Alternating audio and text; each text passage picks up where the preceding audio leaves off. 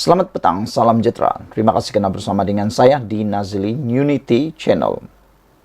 Isu yang paling hangat pada petang ini adalah tentang spekulasi mengatakan bahwa timbalan Perdana Menteri kita yang pertama, yaitu Zahid Hamidi, kononnya bakal dilantik.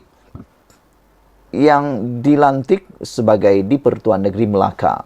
Namun, ini penjelasan Ahmad Maslan yang pastinya Anda tunggu-tunggu selama ini. Yang Anda tunggu-tunggu benar atau tidak. Walau bagaimanapun, kalaupun benar Zahid Hamidi akan dilantik sebagai yang di Pertuan Negeri Melaka, adakah itu satu perkara yang salah? Tidak ada salahnya. Kerana memang dari segi kelayakannya, Zahid masih boleh menjalankan tugas itu. Namun persoalan besar lagi ialah, kalau Zahid Hamidi dilantik sebagai yang di Pertuan Negeri Melaka, bermakna Zahid Hamidi terpaksa meletakkan jawatan sebagai timbalan Perdana Menteri yang pertama. Lalu, siapakah yang akan menggantikan beliau? Ikuti terus ulasan selepas ini. Namun, sebelum kita cakap tentang penjelasan Ahmad Maslan tentang spekulasi kononnya Zahid akan dilantik yang di Pertuan Negeri Melaka, ada baiknya juga kalau benar Zahid Hamidi menjadi yang di Pertuan Negeri Melaka. Hal ini kerana beliau akan meninggalkan jawatan timbalan Perdana Menteri yang beliau pikul selama ini. Ada yang mengatakan bahawa sebenarnya Zahid Hamidi menjadi liability kepada Anwar Ibrahim di Putrajaya. Jadi kalau Zahid Hamidi meletakkan jawatan sebagai timbalan Perdana Menteri dan menjadi yang di Pertuan Negeri Melaka, mungkin liability itu akan hilang.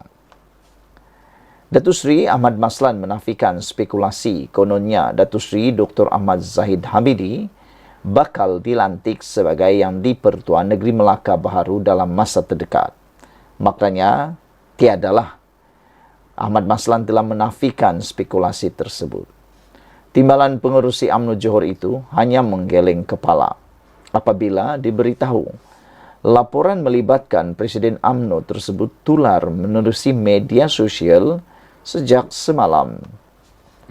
Cerita itu tidak benar sama sekali, tegasnya secara ringkas. Apabila ditanya pemberita mengenai beberapa hantaran yang disiarkan warganet, berhubung spekulasi berkenan susulan pengumuman timbalan Perdana Menteri itu, membayangkan beliau di penghujung perkhidmatan sebagai ahli Parlimen Bagan Datuk. Ahmad Maslan yang mewakili wakil rakyat kawasan di Perak itu selama 7 penggal sejak pilihan raya umum PRU ke-9 pada 1995, namun enggan mengulasnya terperinci. Sebaliknya berseluruh kemungkinan perkara itu berlaku selepas habis PRU 16, 17 atau 18. Menjelaskan lanjut, Ahmad Maslan yang juga ahli Parlimen Pontian di Johor dan bekas ahli Majlis Kejahatan Tinggi UMNO berkata, beliau pun tidak tahu menahu mengenai spekulasi itu. Dari mana pula kamu, wartawan, dapat cerita ini? Soal Ahmad Maslan.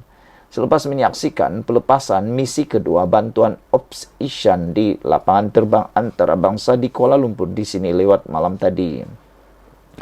Ketika ini, jawatan yang di Pertuan Negeri Melaka disandang oleh Tun Dr. Muhammad Ali Muhammad Rustam sejak dilantik pada 4 Jun 2020 lalu bagi menggantikan Tun Muhammad Khalil Yaakob. Pelantikan bekas Ketua Menteri Melaka itu sebagai Ketua Negeri tersebut melakar sejarah apabila muncul selaku individu kelahiran Melaka pertama memegang jawatan berkenan.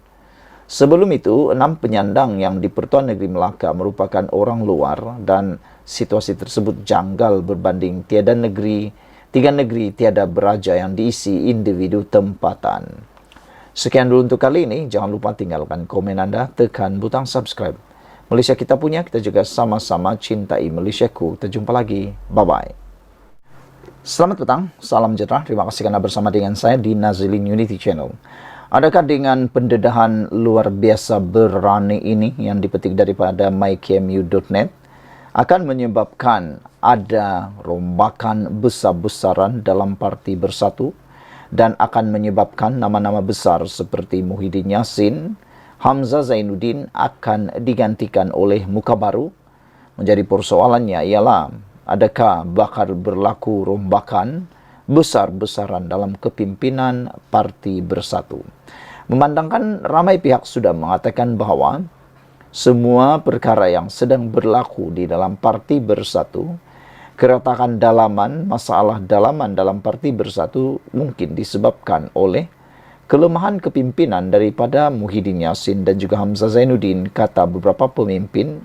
Ada yang daripada amanah, ada juga daripada orang-orang penganalisis politik. Namun apa pula pendapat Anda? Namun menurut Edin, pemimpin Bersatu perlu diubah. Seorang pemimpin Bersatu mendakwa, parti itu memerlukan perubahan pimpinan tertinggi untuk menghadapi PRU 16, tetapi mesti dilakukan secara tertib. Ahli Majlis Pimpinan Tertinggi Edin Sazli Syed berkata, parti itu akan mengadakan pemilihan tahun depan, mempunyai kelompangan atau kelemahan yang perlu diisi, supaya lebih mantap membantu Perikatan Nasional (PN). Adakah dimaksudkan ini adalah mengubah ataupun memecat Muhyiddin Yassin dengan tanda petik memecat atau menggantikan Muhyiddin Yassin? Bekas ahli parlimen Kuala Pilah itu tidak memperincikan kekurangan yang dimaksudkan dalam parti yang diketuai. Muhyiddin Yassin berkenan atau menamakan mana-mana pemimpin yang harus berundur atau diganti. Namun, beliau merujuk peralihan sokongan 4 ahli parlimen Bersatu kepada Perdana Menteri Anwar Ibrahim dengan alasan demi pembangunan serta kebajikan kawasan diwakili mereka. Mereka terdiri daripada Iskandar Zulkarnain Abdul Khalid Golakangsar, Suhaili Abdul Rahman Labuan, Azizi Abu Naim Gua Musang, dan Zahari Kecik Jeli. Edin turut berkata, pemimpin seperti Ketua Pembangkang Hamzah Zainuddin yang kini memikul tugas Setiausaha Agung Bersatu berkebolehan menggalas tanggung jawab lebih besar. Adakah dengan ini memaksudkan Hamzah Zainuddin bakal akan menggantikan Muhyiddin Yassin? Dan layakkah Hamzah Zainuddin menggantikan Muhyiddin Yassin?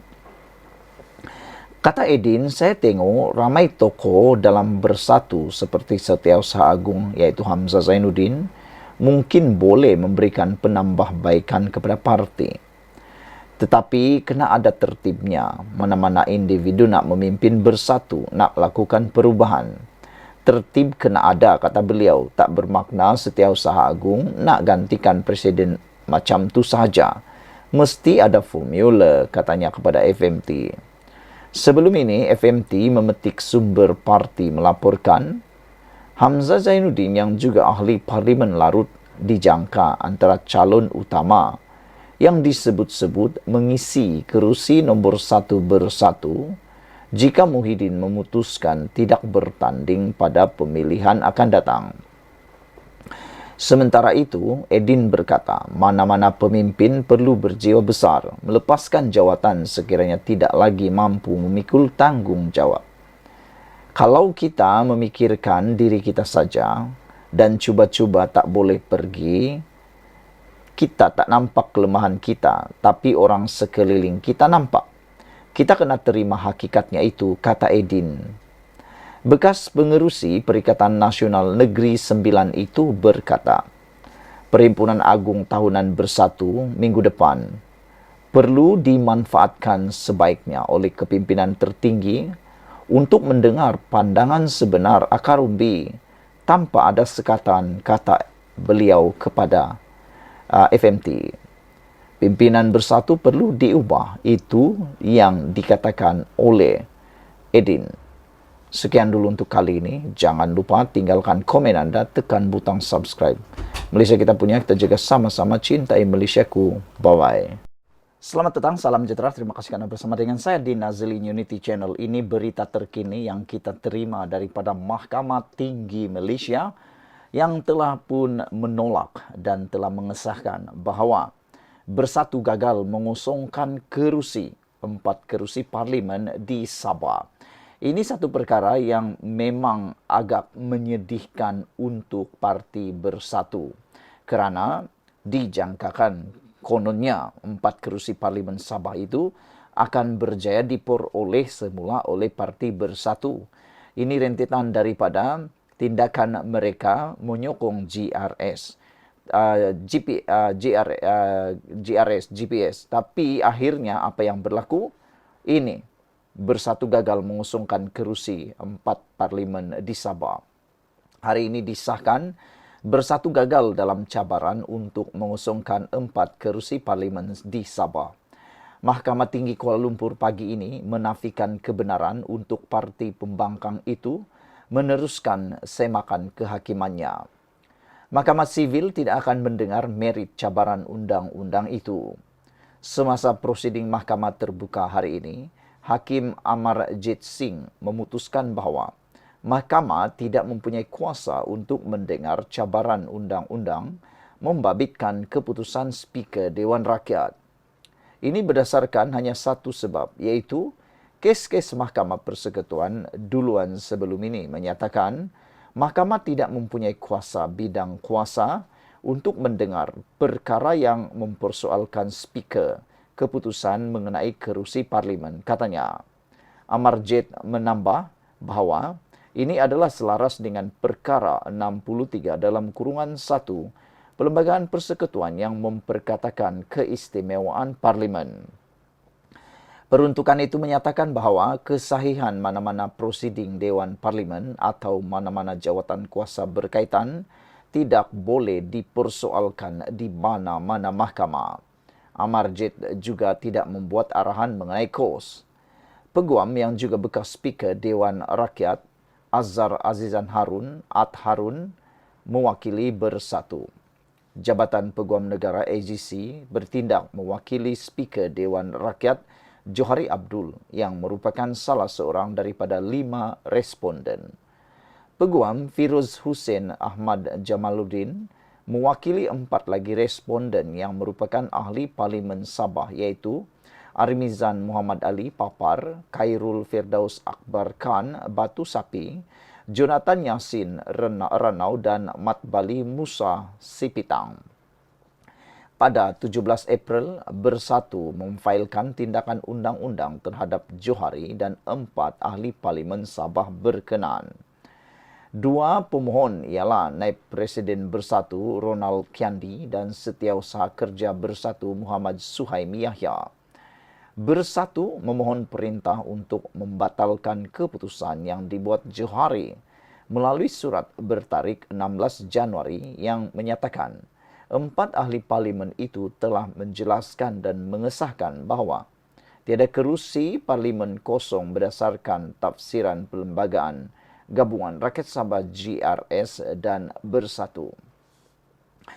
Bersatu juga memohon pengisytiharan bahawa 4 ahli parlimen itu telah tidak lagi menjadi ahli Dewan Rakyat selaras dengan perkara 49A Perlembagaan Persekutuan serta perintah supaya Johari mengesahkan 4 kerusi itu sebagai kosong. Bersatu juga memohon perintah agar Johari memaklumkan kepada Perserohanjaya Pilihan Raya SPR mengenai kekosongan itu dalam tempoh 21 sehari selepas perintah itu.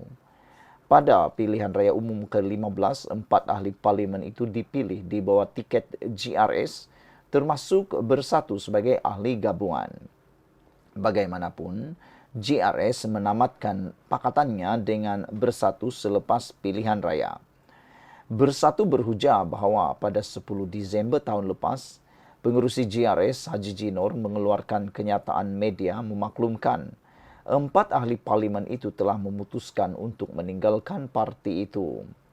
Pemohon mendakwa lebih seminggu kemudian pada 19 Disember semasa sidang parlimen pertama selepas PRU 15, Empat ahli parlimen itu duduk di blok kerajaan yang jelas menunjukkan hasrat mereka untuk meninggalkan Bersatu.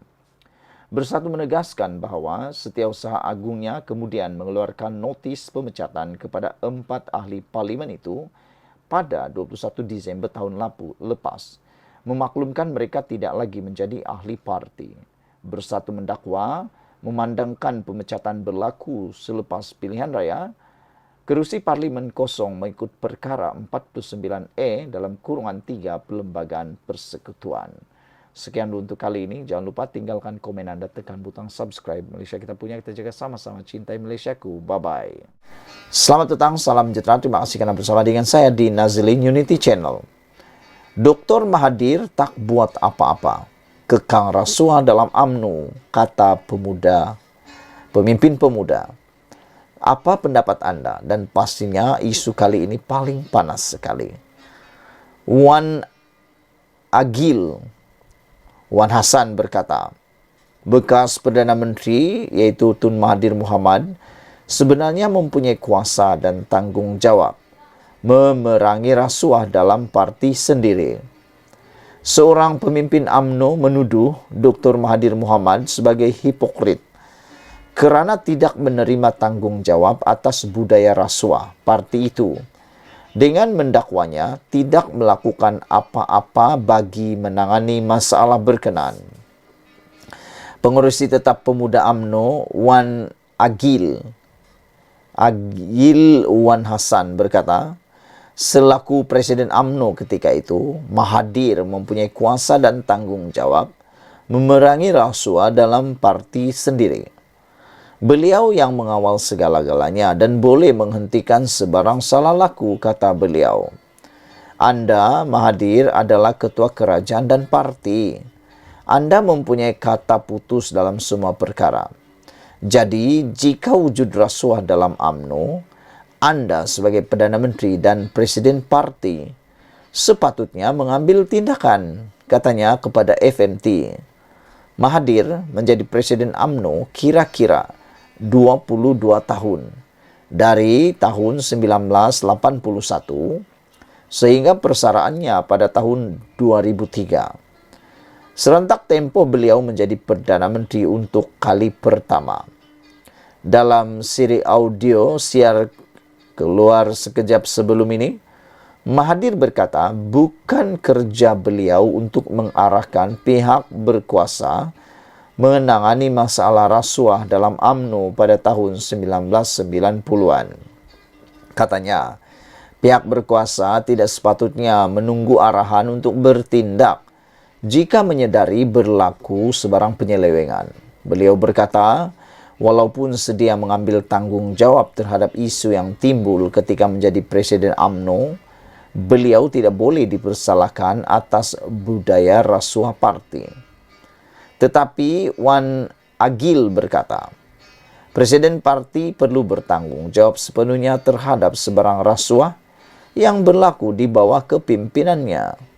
Beliau wajar dipersalahkan. Beliau pemimpin kita. Beliau membenarkannya berlaku dan tidak berbuat apa-apa, kata beliau lagi. Beliau membuat bandingan dengan tempo Najib Razak menjadi Presiden UMNO, di mana bekas ahli parlimen pekan itu mengambil langkah bagi mengurangkan pengaruh politik wang dalam UMNO dan menambah jumlah perwakilan yang layak menghadiri serta mengundi dalam Perhimpunan Agung Tahunan Parti. Ketika Najib mengambil alih parti daripada Abdullah Ahmad Badawi, beliau tahu politik wang berleluasa, jadi beliau mengambil tindakan. Beliau tahu mempunyai jumlah perwakilan kecil akan membawa kepada rasuah. Orang boleh membeli undi ketika pemilihan parti. Oleh itu, beliau menambah jumlah perwakilan kerana bagi memastikan kos membeli undi adalah tinggi, kata beliau lagi. Saudara-saudara sekalian, itulah dia pendedahan paling panas sekali untuk malam ini. Dr. Mahathir tak buat apa-apa kekang rasuah dalam UMNO, kata pemimpin pemuda. Sekian dulu untuk kali ini. Jangan lupa tinggalkan komen Anda, tekan butang subscribe. Kita jumpa lagi. Bye-bye.